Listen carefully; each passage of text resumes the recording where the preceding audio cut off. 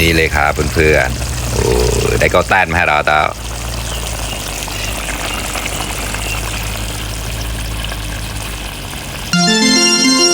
สวัสดีครับสวัสดีทุกคนครับกลางวันอาปอยเพิ่งบาฮปูได้กล่าวนะเก็บใบส้มปล่อยหรือว่ายอดส้มปล่อยครับเนี่ยอยู่ในสวนครับดูนชิแควจานได้เก็บดูนหินเจียวดาดนะบาฮปูวันนี้แกงไก่ฮังเลแล้วครับแล้วก็ต้องมาเก็บใบส้มปล่อยนี่ครับเอาไว้แกงเปรี้ยวๆครับ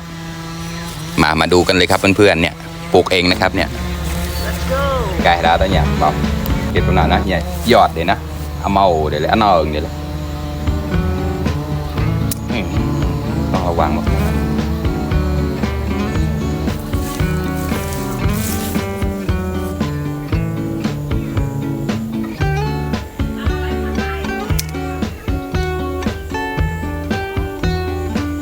แตกข้อมกับเราแต่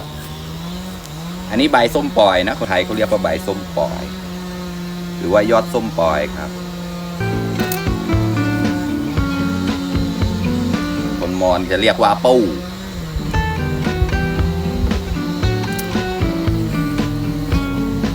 เดินเชียเพียนะเชียแควใจในได้โสดเสียแหละอันนี้ก็ได้อยู่นี่ก็ตัดออกไป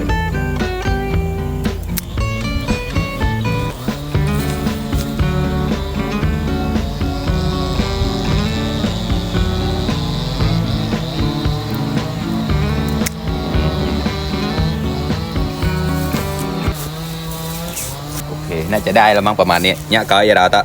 าแต่ไปบ้าหุ่นปลายมาตามเรานะป้าหุ่นปลายมาตามเราไปเก็บตะไคร้อีกต้นอ่ะอันนี้ได้แล้วครับไปเพื่อนๆตามมาเลยครับเนี่ยเราตาหุ่นปลายต้นตะไคร้หุ่นปลายเนี่ยเพื่อแกเชียบัดหมูน้ำแบนเอามาเลยเดี๋ยวจุดแฝงปูดิเจ้าชีเดเก็บหมูนะ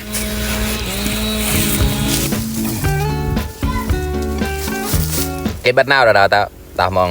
แต่เชียร์ทีละเรื่องปลายเกตเลยเรื่องรอยเกตเลยต่ำกล่าวกระแดดทีเก็บเป็นนายอย่างจุดตะแควปูนะเดี๋ยวกี่เชียร์หมูตาที่เปิดไปจะโวยมันตับลงบอกเอาโวยนะโวยเนมยี่ก้อมเสร็จแล้วก็ต้องไปเอาขาจุดตะแควจ่ายนะโวยนี่ทีปลากระเชียร์เอามอโวยเนี่ยเราเอามอโวยนกมันกมาดูกันเลยครับเนี่ยเอามอโวยหมอใส่มันใหญ่ได้เชียร์ได้ใต้ทุกตาบเก็ตง่ายได้เลยเกล็ดกลายบ่เจ้าเดาแควจานเขาบอกจุดรอยจุดนะยังกี่เชี่ยหมู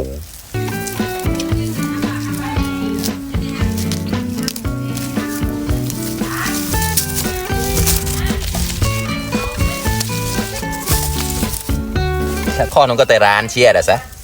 ดีกว่าต้องซื้อครับเรามีก็เราก็กินในที่เราปลูกไว้นี่แหละถ้ามีดึงโม่ที่แต่ร้านnhà đêm này mình đã bạn làm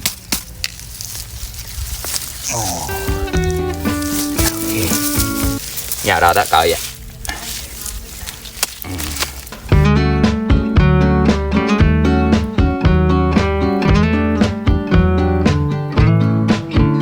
cái tao tôi bơi gạt nè gạt thì để tao tôi coi mình cười đồn bơi bài đồn bơi mang chia đấy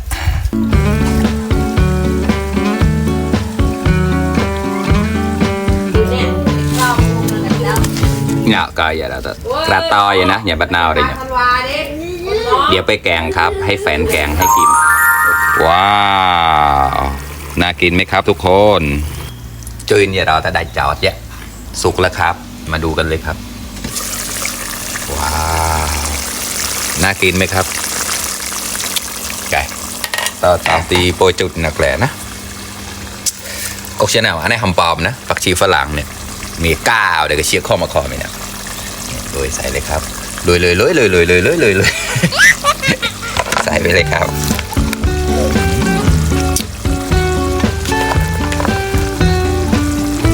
ไหลแตกแล้ว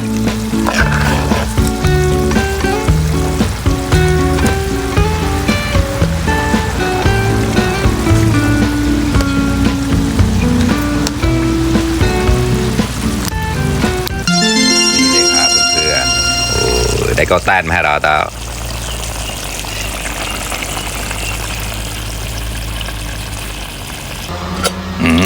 อ อันนี้แกงส้มปล่อยก็เสร็จแล้วนะครับแควปูเดี๋ยวนาตอยเราแต่นะเปิดจุดกับงานน้องไกโอเคครับเพื่อนๆพร้อมเสิร์ฟแล้วครับตักใส่จานเรียบร้อยแล้วกล้องเราแต่เชียร์หมูจ้อนงจุดมางานตอยอ่ะปอกหมูมางานเนี่ยเราแต่มาครับร้อนๆเลยครับเต้าๆเราแต่เพียกเราทำไมมาเลยอู้เหนียวกาวเมะในหำปอมโอเคครับมาชิมกันคำโตๆไปตุ่ๆเราได้มาว้าวอร่อยมาก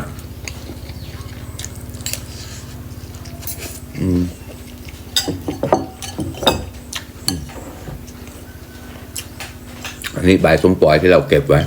เอาปูไปเบาเลยนะ